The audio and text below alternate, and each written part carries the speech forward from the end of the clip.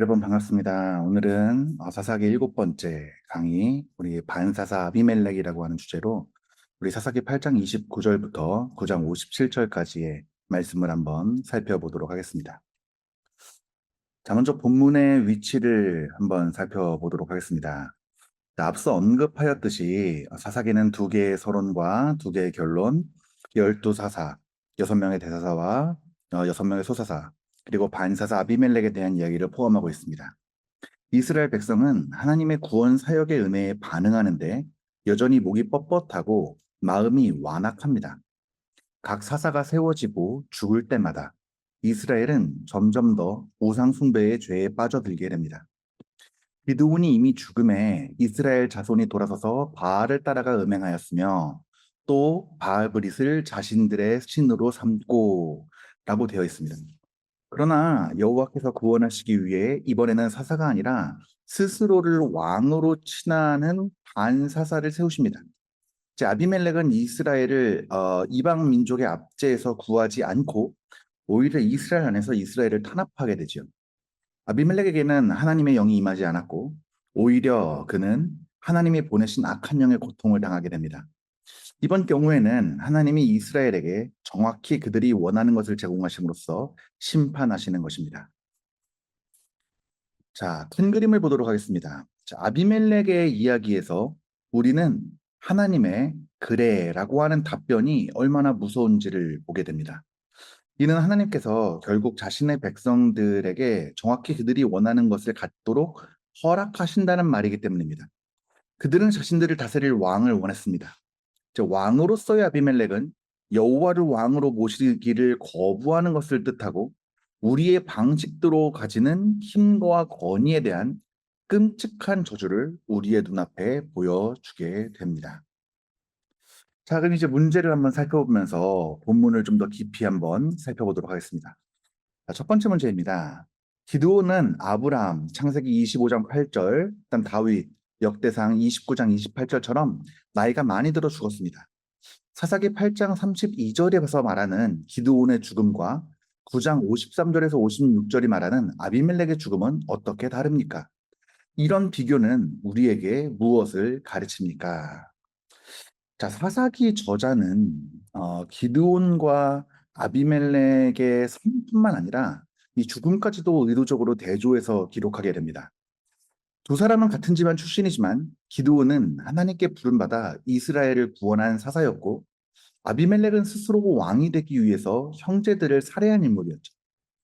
저자는 두 사람의 죽음을 극명하게 대비함으로써 하나님께 순종하는 삶과 하나님을 거역하는 삶의 결말이 얼마나 다른지를 보여주게 됩니다. 첫 번째로 사사기 8장 32절에서 나타난 기드온의 죽음입니다. 기드온의 죽음을 본문은 이렇게 기록하죠. 요아스의 아들 기드온이 나이가 많아 죽음에. 자, 이 표현은 단순히 그냥 나이가 많아서 죽었다라고 하는 현상을 기록하는 것을 넘어서서 하나님의 복을 받은 믿음의 사람들이 어떻게 죽냐, 이제 그 죽음을 묘사할 때 자주 사용되는 표현이죠. 창세기 25장 8절에서 아브라함은 나이가 높고 늙어서 기운이 다하여 죽게 되었고, 창세기 35장 29절에서 이삭은 나이가 많고 늙어 기운이 다하여 죽게 되었고, 역대상 29장 28절에서 다윗은 나이가 많아 늙도록 부하고 존귀를 누리다가 죽음에 라고 되어 있습니다. 그러니까 기드온은 하나님께 허락받은 긴 생애를 마쳤고 자연스러운 죽음을 맞이하였으며 조상의 묘실에 장사되었죠. 이제 물론 기드온이 말년에 에봇을 만들어서 백성들을 올무에 빠뜨리던 죄를 범하였지만 성경은 그의 죽음을 하나님의 심판으로 묘사하지 않습니다. 오히려 그의 죽음 자체는 믿음의 조상들의 죽음을 연상시키는 평안한 죽음으로 기록하고 있죠. 반면 아비멜렉의 죽음은 매우 비참하고 수치스럽습니다. 이제 데베스성을 공격하던 중에 사사기 9장 53절에서 이렇게 나옵니다. 한 여인이 맷돌 윗짝을 아비멜렉의 머리 위에 던져 그의 두개골을 깨트리니. 제 고대 근동에서는 전쟁에서 여인에게 죽임을 당하는 것을 가장 큰 수치 중에 하나로 여겼습니다. 그래서 아비멜렉은 급히 이제 자신의 무기를 든 청년에게 말하죠. 사사기 54장 9장 54절입니다. 나를 죽여라. 사람들이 나를 가리켜 말하기를 여자가 그를 죽였다 할까 함이라 라고 말합니다. 그러나 그의 시도는 실패해버리죠. 이제 성경은 끝까지 한 여인이 맷돌을 던졌다는 사실을 기록해서 그의 수치를 감추지 않습니다. 더 나아가서 사사기의 저자는 그의 죽음을 단순한 전쟁의 불운으로 기록하지 않습니다. 사사기 9장 56절을 보게 되면 아비멜렉이 그의 아버지를 향하여 행한 악, 곧 그의 형제 70명을 죽인 악행을 하나님이 갚으셨고라고 나옵니다. 그러니까 그의 죽음이 하나님의 공의로운 심판이라는 것을 보여주는 것이죠. 이 두 죽음이 보여주는 삶의 차이는 무엇일까요? 이 두 사람의 죽음은 그들의 삶을 그대로 반영하고 있습니다. 자, 기드온은 하나님께 부름받아서 하나님의 능력으로 이스라엘을 구원하였습니다. 그는 여러 가지 약점과 실패가 있었지만 자신의 사역은 하나님의 부르심 안에서 이루어졌죠. 반면 아비멜렉은 하나님께 부름받지 않았음에도 스스로 왕이 되려고 했습니다. 그는 권력을 얻기 위해서 이복 형제 70명을 학살하였고 세겜 사람들과 결탁하여 폭력으로 왕자를 차지하였습니다. 기드온은 하나님의 뜻을 이루는 도구였지만 아비멜렉은 자신의 야망을 이루기 위해 하나님과 사람을 이용한 인물이었죠. 결국 그들의 다른 삶의 방향이 다른 죽음의 모습으로 드러난 것입니다. 그래서 기드온은 나이가 많아 평안히 죽었고 조상의 묘실에 장사되었지만 반면 아비멜렉은 맷돌의 머지가 깨지고 수치를 피하려다 실패했고 자신의 부하의 칼에 죽게 되었죠. 더 중요한 것은 이 성경에서 이 사건을 하나님의 심판이라고 직접 해석한다는 점이죠. 사사기 9장 56절 57절에서는 두 번이나 반복해서 하나님께서 아비멜렉의 악을 갚으셨고 세겜 사람들의 악도 그들의 머리로 돌리셨다라고 선언하게 됩니다. 그러니까 기드온의 죽음은 평안한 생애의 마침표였지만 아비멜렉의 죽음은 하나님의 공의로운 심판의 결론이었다는 것이죠. 여기서 좀 아이러니한 것은 이 아비멜렉이라고 하는 이름은 내 아버지는 왕이다라고 하는 뜻을 가지고 있습니다. 그렇지, 아빠라고 하는 이 아버지라고 하는 단어와 그 다음에 멜렉라고 하는 왕이라는 단어가 이제 합쳐진 거죠. 근데 흥미롭게도 이제 기드온은 그 백성들이 왕이 되어달라고 요청했을 때에 여호와께서 너희를 다스리시리라라고 말하면서 왕 되기를 거절했죠. 그런데 그의 아들에게 이름을 붙일 때에는 내 아버지는 왕이다라는 뜻의 이름을 붙였어요.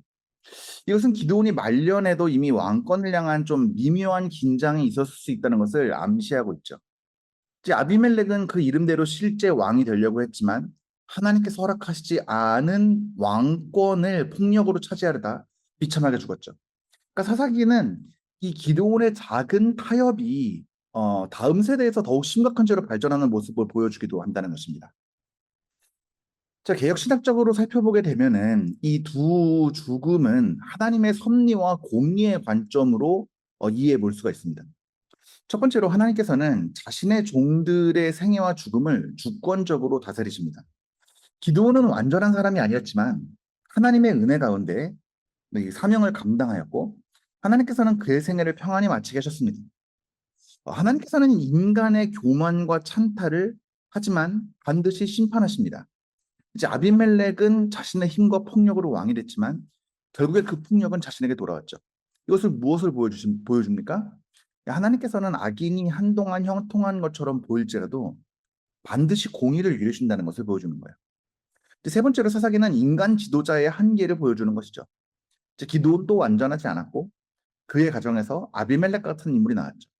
따라서 참된 소망이 인간 사사나 인간 왕에게 있는 것이 아니라 하나님께서 세우시는 참된 왕에게 있다라는 것을 보여주는 것이죠. 그렇기 때문에 우리 여기서 거짓 왕인 아비멜렉과 이제 자신의 형제를 죽여 왕이 된 거짓 왕 아비멜렉과 자신의 생명을 내어 주심으로써 백성을 구원하신 참된 왕이신 예수 그리스도와 대조해서 볼 수가 있게 되는 것이죠. 그러니까 사사기의 이러한 대조는 결국 그리스도의 왕권을 더욱 선명하게 드러내는 역할을 하는 것입니다. 그래서 결론을 지으면 사사기의 저자는 이 두 죽음을 의도적으로 대조함으로써 하나님께 순종하는 삶은 평안한 삶으로 이어지지만 평안한 결과로 이어지지만 교만과 폭력으로 자신을 높이는 삶은 결국 하나님의 공의로운 심판으로 끝난다. 그리고 하나님의 백성에게는 오직 하나님이 세우시는 참된 왕이 필요하다라는 사실을 보여준다고 할 수가 있겠습니다. 자, 아비멜렉의 어머니는 누구이고 아비멜렉은 어떤 가정에서 어떤 환경에서 자랐습니까? 자, 이후에 이어질 이야기에서 이런 요소들이 어떤 영향을 미치게 됩니까?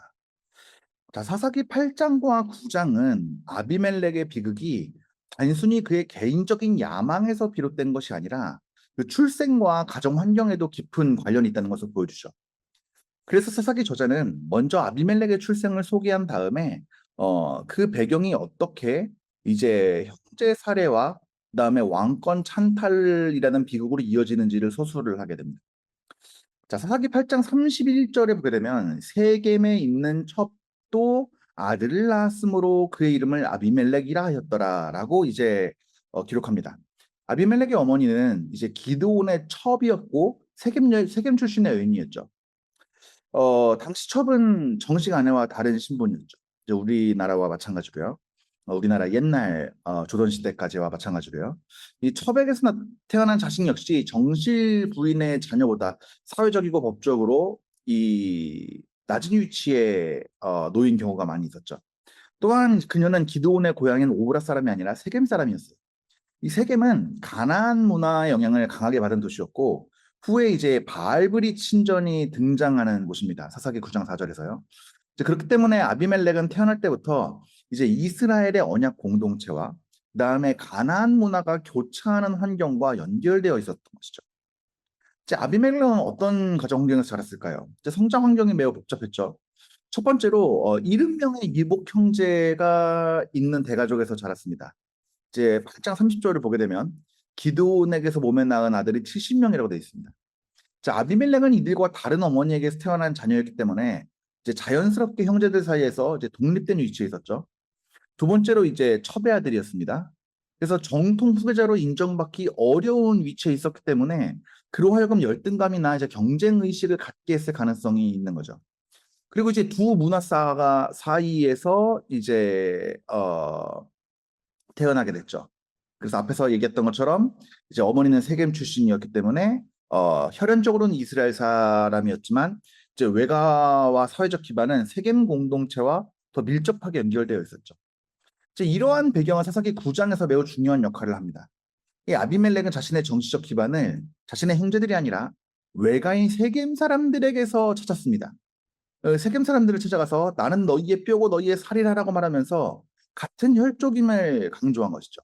그러니까 하나님의 부르심이나 사사로서의 자격을 주장하는 것이 아니라 혈연과 지역적인 연고를 이용해서 사람들의 지지를 얻으려고 했죠. 그 세겜 사람들은 바알브리 신전에서 은 70개를 꺼내서 아비멜렉에게 주었고 그는 그 돈으로 불량배를 고용해서 자신의 형제 70명을 죽입니다. 그러니까 그의 왕권은 우상숭배 공동체의 지원과 폭력 위에 세워진 것이죠.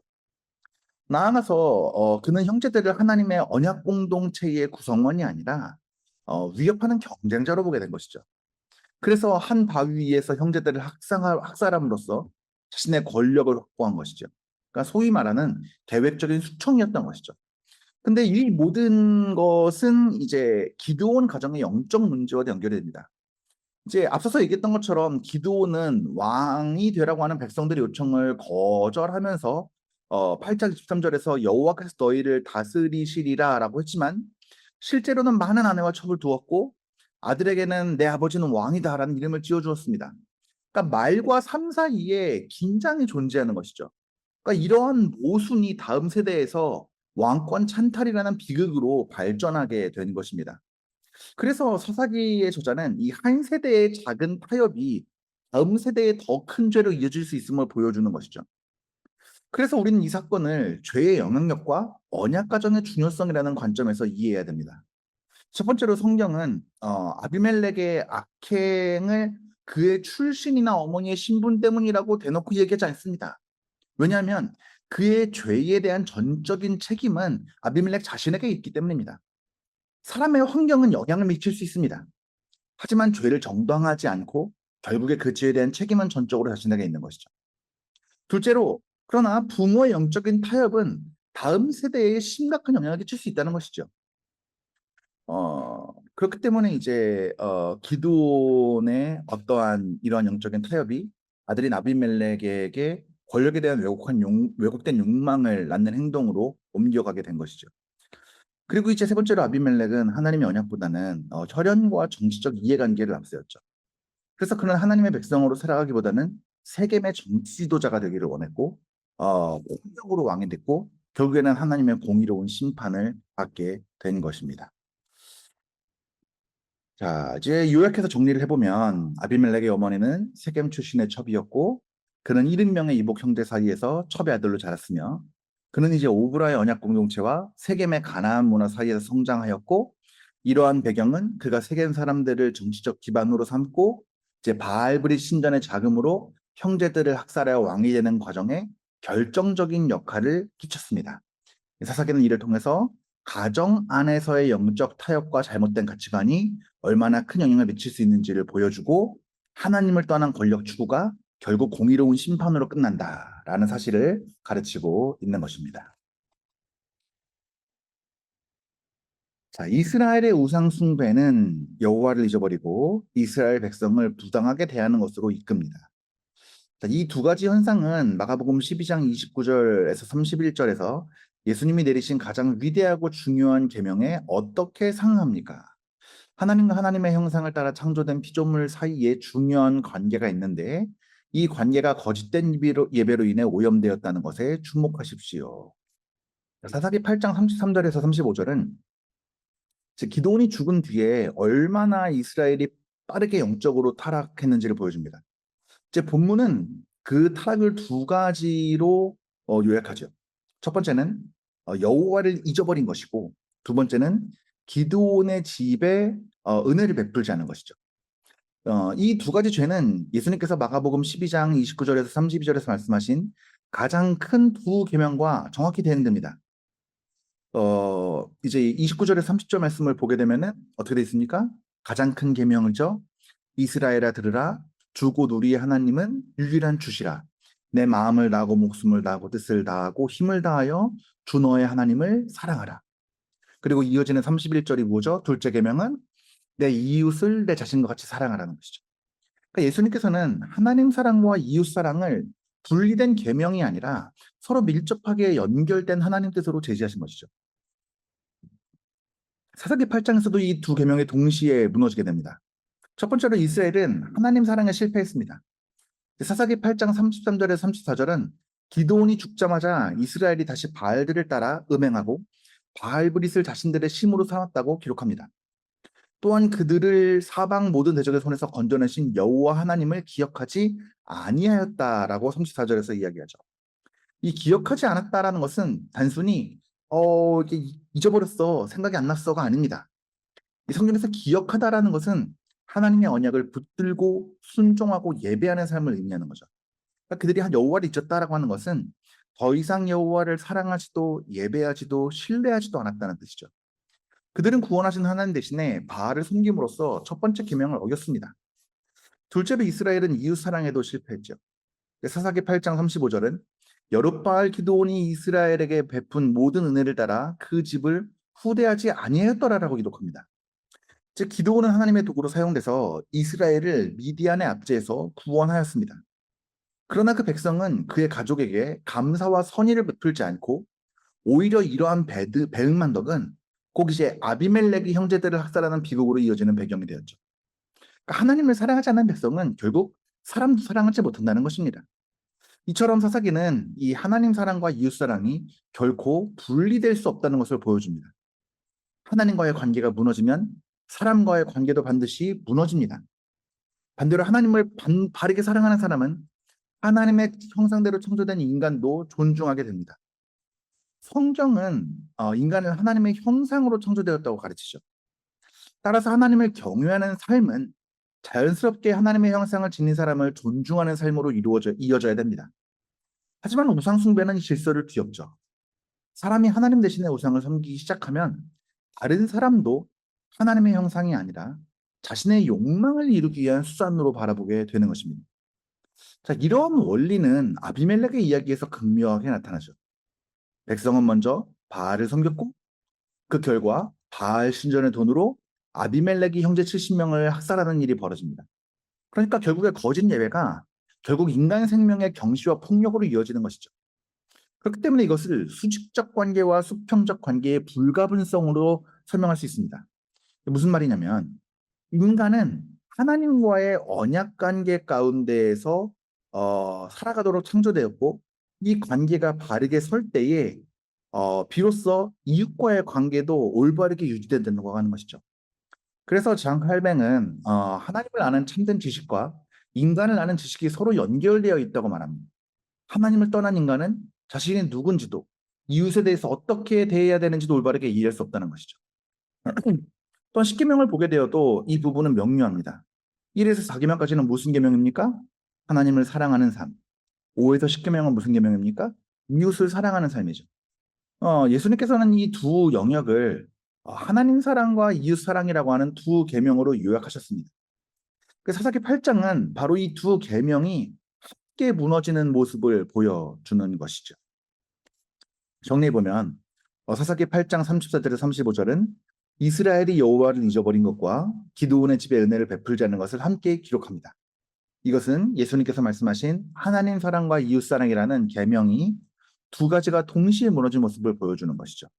결국 하나님을 버린 백성은 하나님의 형상대로 창조된 사람도 존중하지 않았고 이러한 영적인 타락은 아비멜렉의 비극으로 이어졌죠.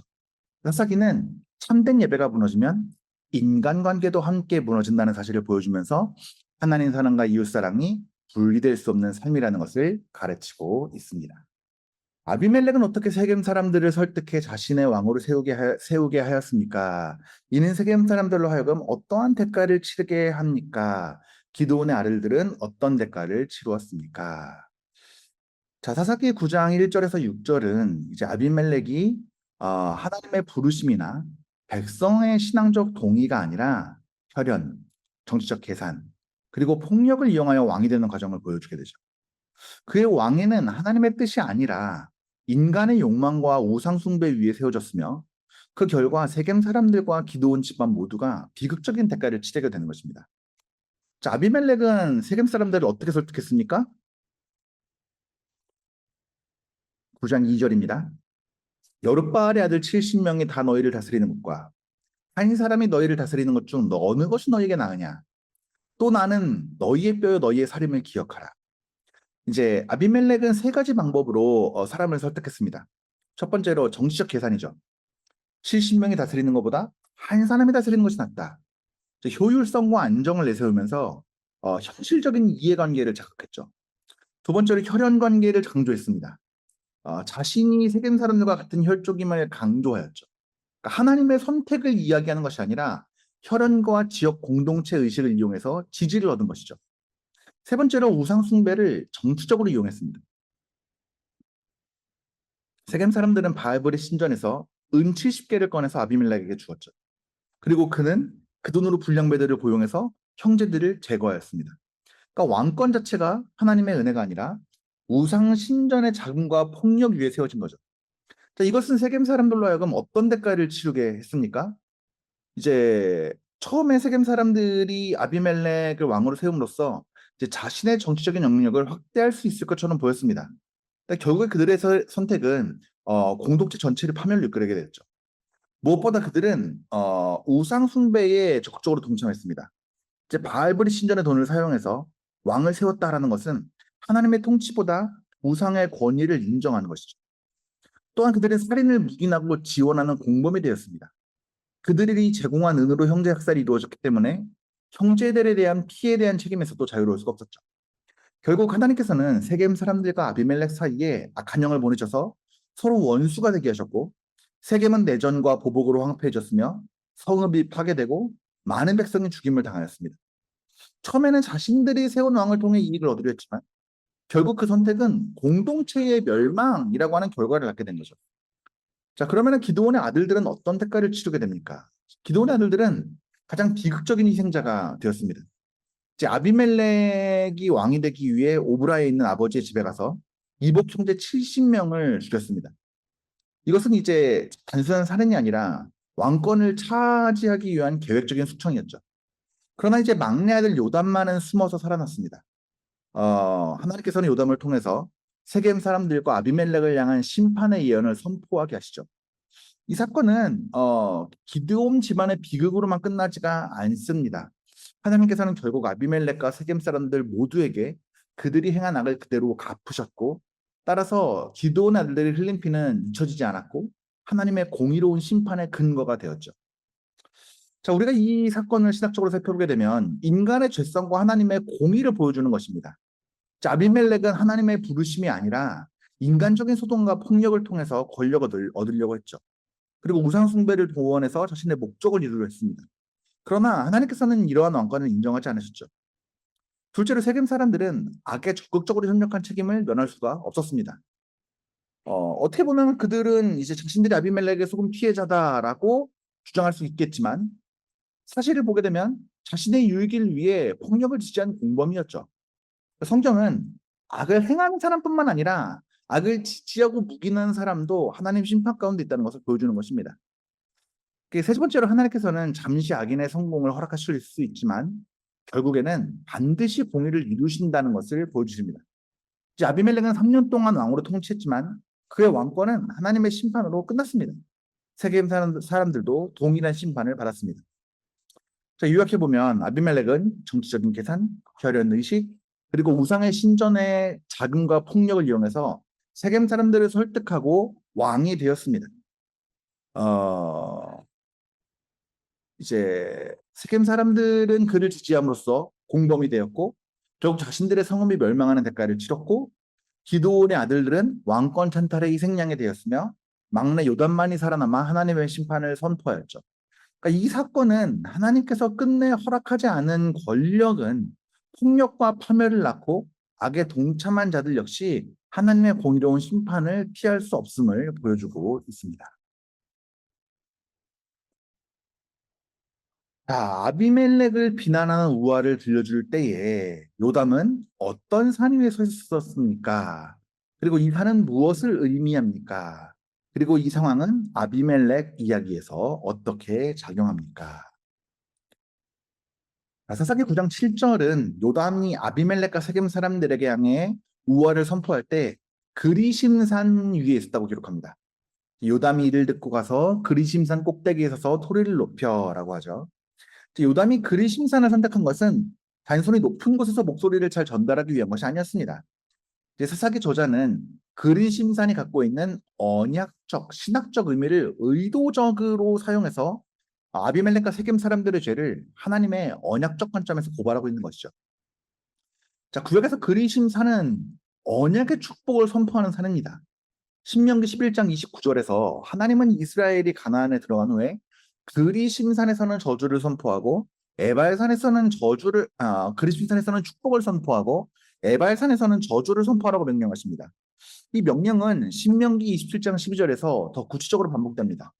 여섯 지파는 그리심산에 서서 백성에게 하나님 축복을 선포하도록 되어 있었습니다. 그리고 이 명령은 여호수아 시대에 실제로 시행이 되었죠. 여호수아 8장 33절은 모든 백성이 그리심산과 에발산 사이로 가서 하나님의 율법을 낭독했다라고 기록합니다. 그리고 그 자리에는 하나님의 언약이 새롭게 확인되었고 순종에는 축복이, 불순종에는 저주가 따른다는 사실이 선포되었죠. 그래서 그리심산은 하나님의 축복과 언약 그리고 언약에 대한 순종을 상징하는 장소죠. 그러면 요담은 왜 그리심산에서 외쳤을까요? 이것은 매우 강한 언약적 고발인 것입니다. 자, 세겜은 원래 하나님의 언약이 선포되고 갱신된 장소였어요. 아브라함은 세겜에서 처음 제단을 쌓았고 창세기 12장 6절에서요. 여호수아도 세겜에서 언약을 갱신했죠. 여호수아 24장에서요. 그리고 그리심산은 축복을 선포하는 산이었습니다. 그런데 바로 그 장소에서 세겜 사람들은 알브리스를 섬기고 형제 앗살에 동참하고 하나님께서 세우시지 않은 왕을 세우신 것이죠. 그러니까 이 언약의 장소가 우상 숭배와 반역의 장소로 변질된 것입니다. 요담은 그리심산 위에서 외침으로써 너희는 하나님의 축복을 받아 살 백성이 아니라 언약을 깨트린 백성이다. 이렇게 선포한 것입니다. 자, 이 요담의 우화는 어떻게 언약과 축복과 저주를 이제 적용합니까? 자, 요담의 우화 마지막 부분은 사실상 언약의 저주의 선언입니다. 이제 그는 이야기하죠. 너희가 진실과 성실로 아비멜렉을 왕으로 세웠다면 그를 기뻐하라. 자, 그러나 그렇지 아니하면 불이 아비멜렉에서 나와 세겜 사람들을 삼키고 세겜 사람에서 불이 나와 아비멜렉을 삼키기를 원하노라. 자, 이것은 신명기의 언약 저주 구조와 언약 구조와 매우 비슷합니다. 순종하면 축복하고 불순종하면 저주하고. 그러나 세겜 사람들은 언약을 깨뜨렸기 때문에 요담은 사실상 축복 대신 저주를 선포하고 있는 것입니다. 자, 이 예언은 어떻게 성취되었죠? 이제 사사기 9장에서 요담의 저주가 그대로 이루어지죠. 하나님이 아비멜렉과 세겜 사람들 사이에 악한 영을 보내시니라고 말합니다. 그래서 세겜 사람들이 아비멜렉을 배반하고 아비멜렉은 세겜을 불태우며 세겜 사람들도 죽고 아비멜렉도 죽습니다. 그러니까 요담이 말한 불이 서로를 삼킨다는 것이 문자 그대로 예언이 성취된 것이죠. 그래서 이 장면을 보게 되면 언약의 축복과 저주의 성취라는 관점에서 이해해 볼 수가 있습니다. 자, 하나님께서는 자신의 언약을 결코 가볍게 여기지 않으시죠. 언약에 순종하는 백성에게는 축복을 베푸시지만 언약을 버리고 우상을 가볍게 섬기며 악을 행하는 사람에게는 반드시 공의로운 심판을 내리십니다. 또한 요담은 개인적인 복수를 외친 것이 아니라 언약의 증인으로서 하나님 말씀을 선포하였습니다. 그의 선언은 인간의 저주가 아니라 신명기에서 이미 선포된 언약의 저주를 적용한 예언적인 선포였습니다. 신약의 관점에서 보면 예수 그리스도께서는 율법의 저주를 대신 담당하심으로써 언약에 아래 있는 자들이 언약의 저주 아래 있지 않은 하나님의 백성들에게 참된 축복을 가져옵니다. 반면 아비멜렉과 세겜 사람들은 회개하지 않았기 때문에 언약 저주를 그대로 가지고 오게 되는 것이지요.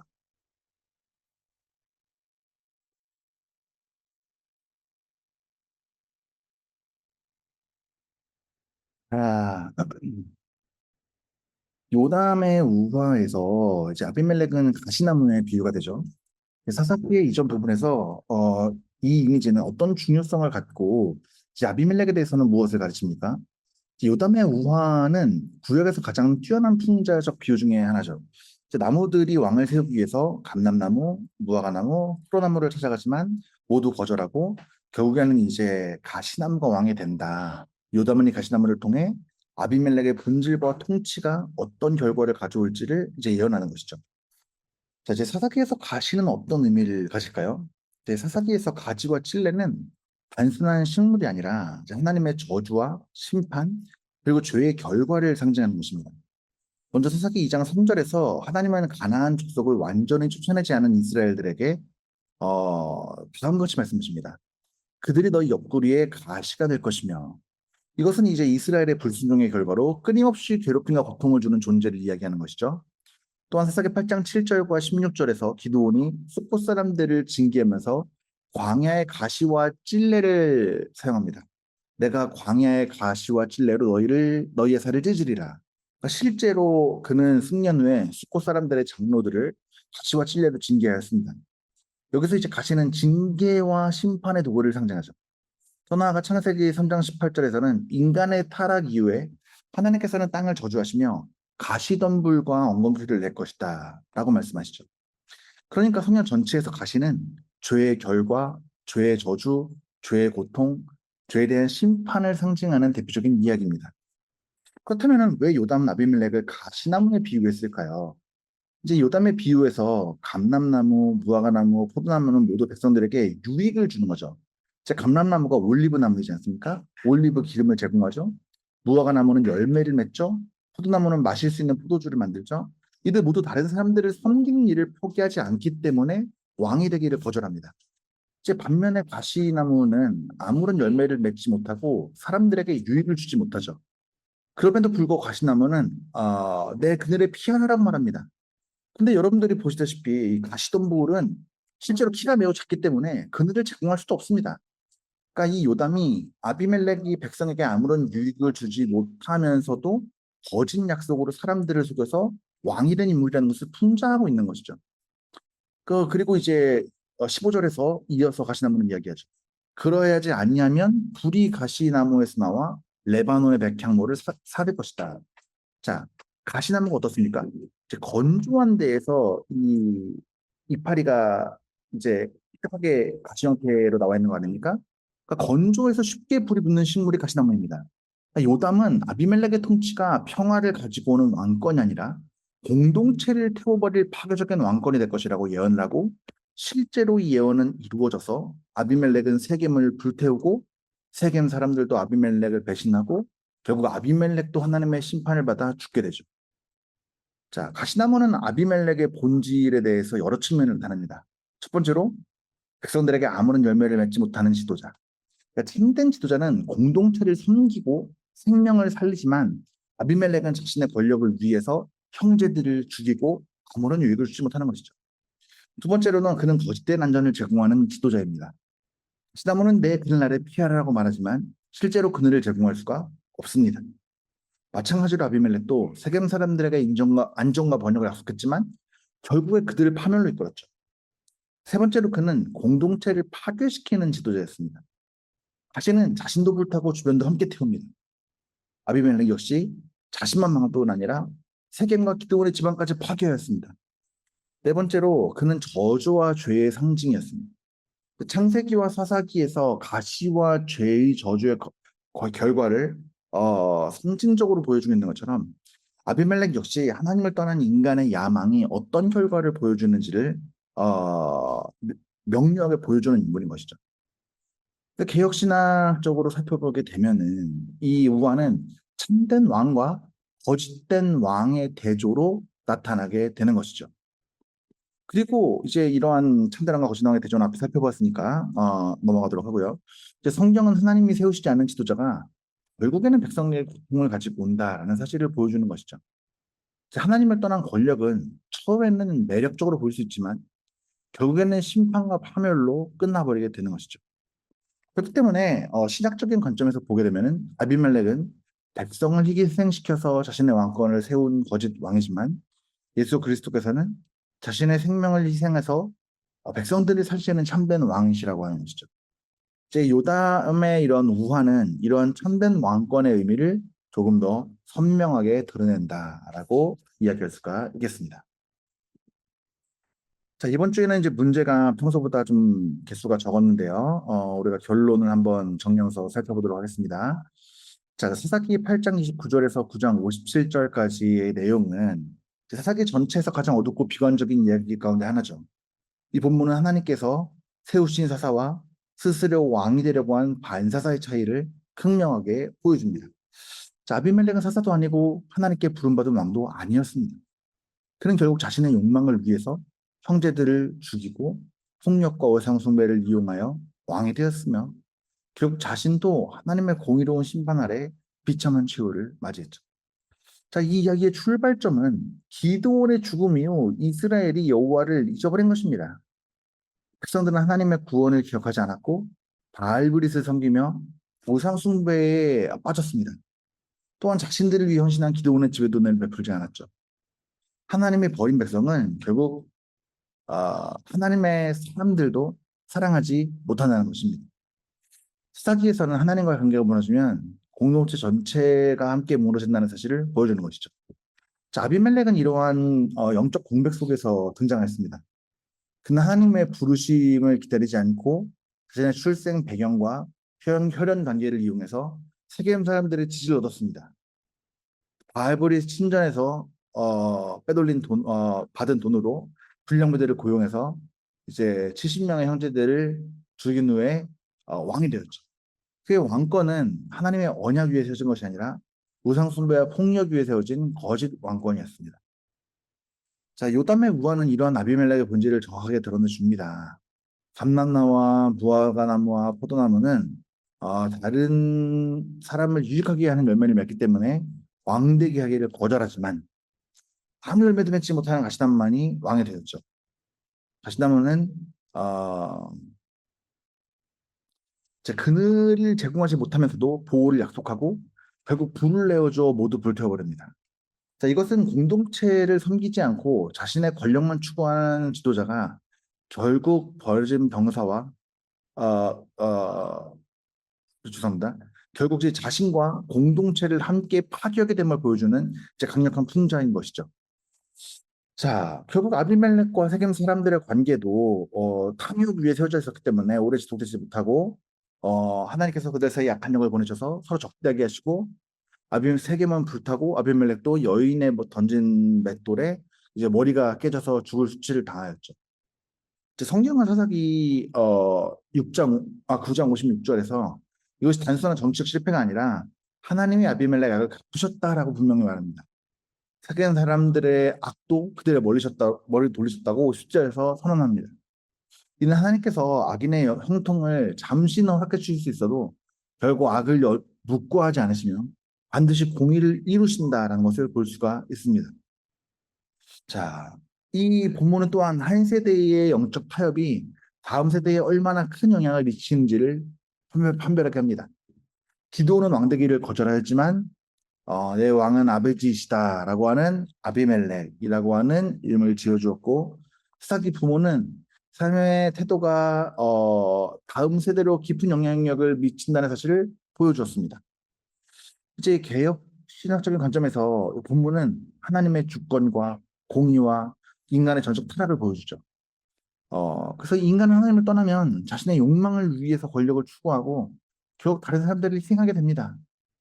또한 하나님께서 세우시지 않은 권력은 아무리 성공한 것처럼 보인다고 하더라도 결국 심판을 피할 수가 없는 것이죠. 그래서 이제 하나님께서는 역사의 주관자로서 심판하시고 공의를 행하신다라고 하는 것입니다. 무엇보다도 아비멜렉의 이야기는 참된 왕이 누구인가라고 하는 질문을 던집니다. 주 예수 그리스도는 자신의 생명을 내어 주심으로써 백성들을 구원하신 참된 왕이십니다. 이제 아비멜렉의 왕권은 폭력과 죽음 위에 세웠지만 그리스도의 왕권은 사랑과 희생 뒤에 세워졌습니다. 사사기의 이러한 반복한 실패와 타락은 그리스도의 어, 이제 의로운 왕신 그리스도만이 하나님 백성을 참으로 드러내시고 인간 지도자는 그 한계를 가지고 있을 수밖에 없다는 것을 보여주는 것이죠. 그래서 이 핵심 내용들을 5가지로 정리해 보도록 하겠습니다. 첫 번째, 하나님을 잊는 순간 우상 숭배와 공동체의 붕괴가 시작된다. 두 번째, 하나님이 세우시지 않은 권력은 폭력과 파괴를 낳으며 결국 하나님 심판을 받는다. 세 번째, 영적 타협은 다음 세대에서 더 큰 죄와 비극으로 발전할 수 있다. 그다음에 네 번째, 하나님은 일시적인 악인의 성공을 허락하실 수 있지만 반드시 공의로운 심판을 행하신다. 다섯 번째, 아비멜렉은 거짓 왕의 모습을 예수 그리스도는 백성을 위해 자신을 내어주는 모습을 참된 왕으로 보여주신다. 그래서 사사기 9장은 단순한 정치적인 암투를 기록하는 것이 아니라 하나님을 떠난 인간의 권력욕이 얼마나 파괴적인 결과를 가져온지를 보여주는 역사적이고 신학적인 증언입니다. 동시에 이 본문은 인간이 세우는 왕이 아니라 하나님이 세우신 참된 왕을 기다려야 된다는 사사기 전체의 메시지를 더욱 분명하게 보여주면서 궁극적으로 그리스도의 왕권을 바라보도록 우리를 인도합니다. 자, 이제 우리가 이렇게 문제를 다 풀어보았습니다. 이제 여러분은 교재의 뒷부분에 있는 이제 신학적인 관점에서 이제 살펴보는 내용들을 살펴보시면서 사사기에서 오늘 이 반사사 아비멜렉이 주는 교훈이 무엇인지를 다시 한번 묵상하고 한 주 동안 삶에 적용하시는 여러분들이 되시기를 축복합니다. 저희는 다음 시간에 다음 내용으로 살펴보도록 하겠습니다. 감사합니다.